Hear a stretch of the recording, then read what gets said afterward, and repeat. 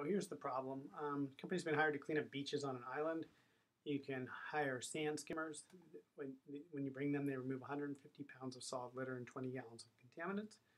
And they cost $400 a day, and you can bring also polluto removers, which can remove 100 pounds of solid litter and 50 gallons of contaminants.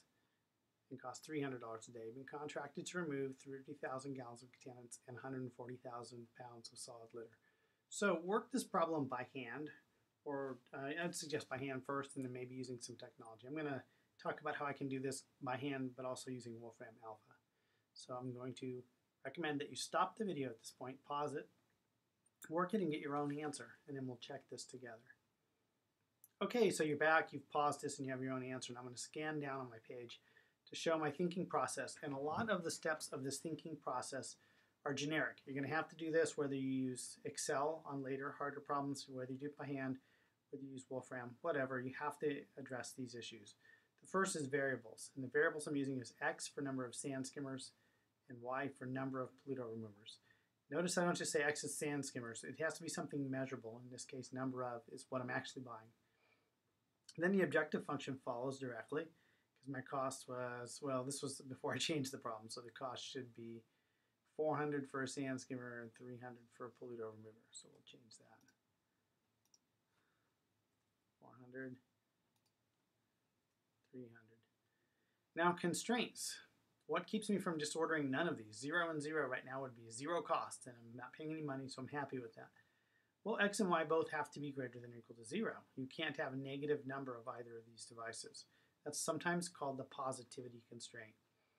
And then we have to remove what we said we're going to remove. And X can remove 150 of the one thing, and Y can remove 100 of it, so we need to remove a total of greater than 140,000. So recall up here, X can remove 150 of solid litter. We have to remove 140,000 pounds of solid litter, and a Y can remove 100. So 150X, 100 and Y have to be greater than or equal to 140,000. This would be the solid litter constraint. And the next one would be apparently liquid contaminants. Maybe I can spell that. So 20X plus 50Y has to also be greater than 30,000. Now, on the hand version, you're generally probably going to use your calculator, but you're not restricted to using your calculator to make a graph. So in this case, I made this plot by plotting those two constraints on Wolfram Alpha. So this is the actual command copied from Wolfram Alpha, and this is the actual plot copied from Wolfram Alpha. Plot 150X plus 100Y is greater than or equal to 140,000.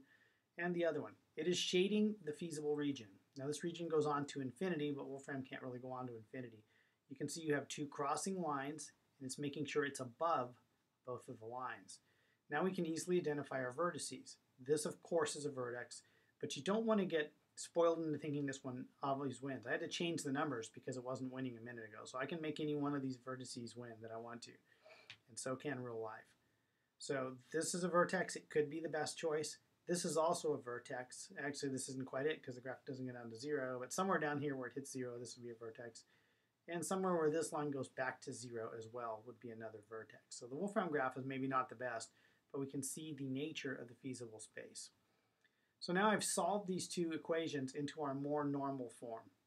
And for some things we wouldn't need to do that, but it's helpful to me in this case. I have y is less than negative 1.5x plus 1400.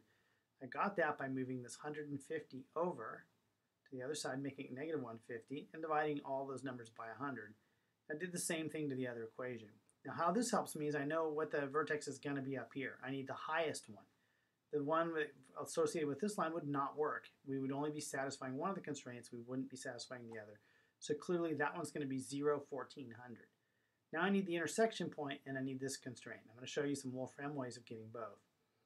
So, and just to take a look at the graph in another light, I plotted the two graphs as I've solved them here. So this is just a plot of the two lines intersecting.